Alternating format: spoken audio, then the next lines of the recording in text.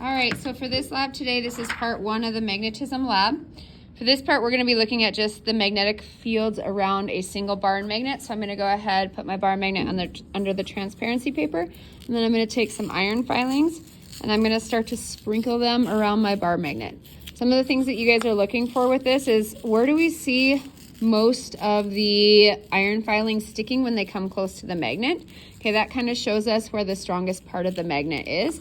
But as I'm sprinkling these, you guys can kind of start seeing a pattern very similar to what you guys saw in the simulation from the last lesson where we were looking at magnetic field lines.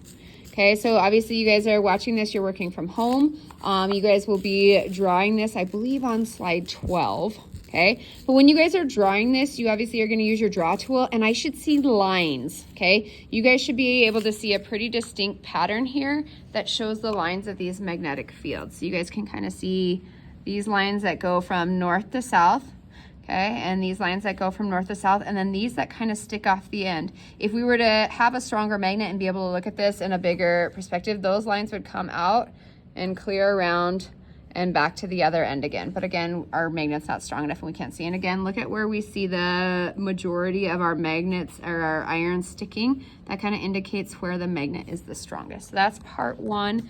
You guys will go ahead and draw that on slide 12 and then move on to part 2.